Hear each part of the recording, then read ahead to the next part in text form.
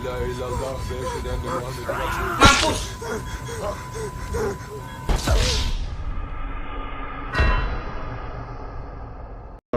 Halo good people, dimanapun Anda berada. Video kali ini kita akan membahas peristiwa-peristiwa yang berkaitan dengan pesawat yang tak lama waktu lalu sempat membuat Indonesia berduka, yaitu jatuhnya pesawat Sriwijaya.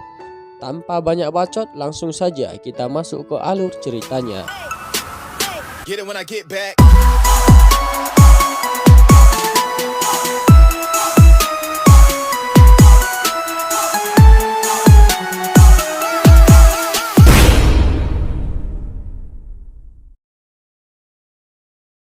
Di awal video, kita ditampakkan sebuah rekaman CCTV yang berfokus pada seorang remaja.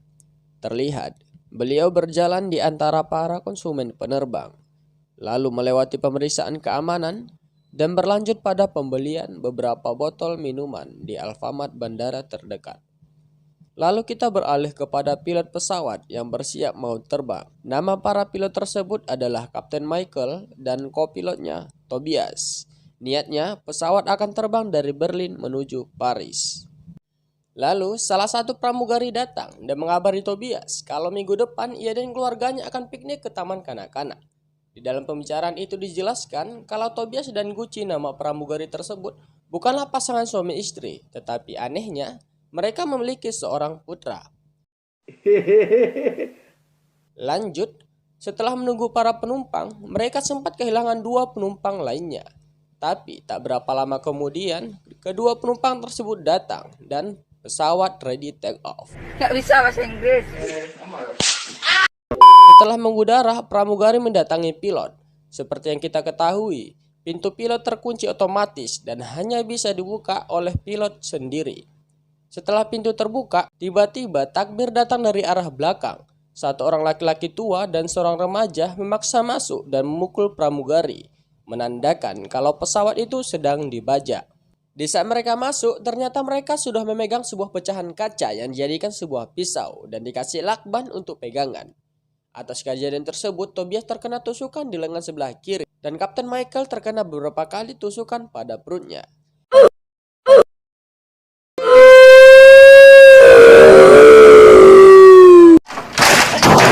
Beruntung, Tobias sempat menghalau remaja tersebut keluar. Lalu, lelaki tua yang sempat dihalang oleh Kapten Michael berhasil dihantam oleh Tobias menggunakan bedan padat tepat di pelipis matanya. Mampus. Tak juga pingsan, lalu Tobias menginjak-injak kepalanya menggunakan sepatu yang bermerek Eiger tersebut dan mengikatnya di kursi emergency. Tampak Kapten Michael yang sekarat, lalu Tobias menghubungi panggilan darurat, menceritakan semua kejadian yang mereka alami dan meminta untuk melakukan pendaratan darurat di daerah terdekat, yaitu Bandara Hanover. Singkat cerita, ketika Tobias mengatur koordinat pesawat, tiba-tiba Kapten Michael tak sadarkan diri. Ketika diperiksa, ternyata Kapten Michael sudah tak bernyawa. Ketika Tobias memberitahukan kepada penumpang, pesawat akan mendarat di Hanover dalam 20 menit. Tiba-tiba, pembajak yang berada di luar kokpit mengancam Tobias dan menyuruhnya membuka kokpit atau ruang kendali pesawat. Kalau tidak, mereka akan membunuh penumpang laki-laki yang sedang mereka sandra. Sempat terjadi perdebatan antara Tobias dengan para pembajak, tetapi Tobias tetap tak mau membuka pintu dan benar saja, laki-laki tersebut lalu dibunuh oleh mereka. Sempat Tobias berdiskusi pada pembajak kalau pesawat kehabisan bahan bakar dan harus mendarat terlebih dahulu.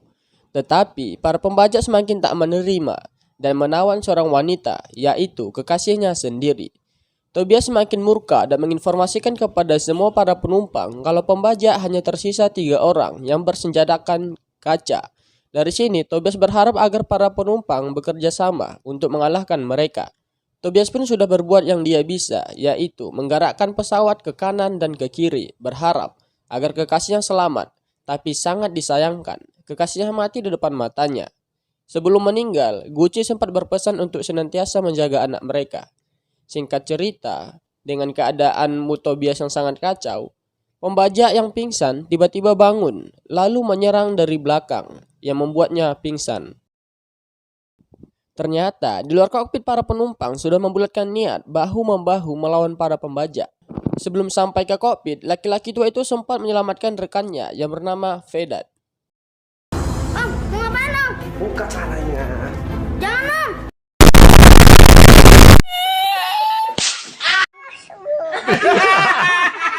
Singkat cerita, ia memerintahkan Vedat untuk membunuh Tobias yang berbaring di bawah. Tetapi Vedat enggan melakukannya dan lebih memilih untuk mengikatnya. Setelah kemudi pesawat di tangan laki-laki tua tersebut, tiba-tiba ia mengeluarkan selembar kertas yang intinya ingin menjatuhkan pesawat dan membunuh semua penumpang termasuk mereka dengan mengatasnamakan Islam. Vedat yang tak ingin mati dalam keadaan lajang memberanikan diri untuk menusuk laki-laki itu tepat di lehernya.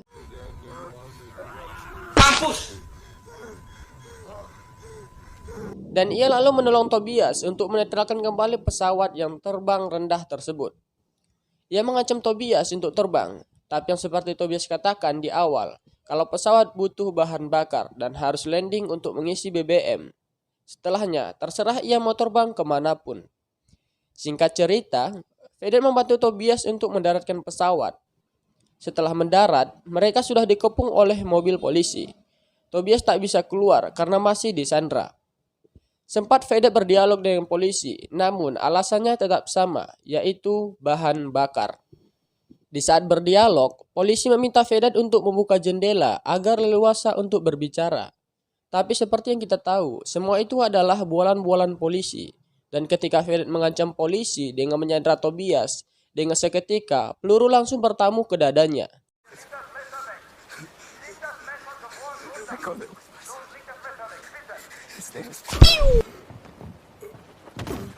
Sebelum Lakat Ijrail datang, Vedat sempat menelpon ibunya dan seketika ia mati. Lalu film ini tamat.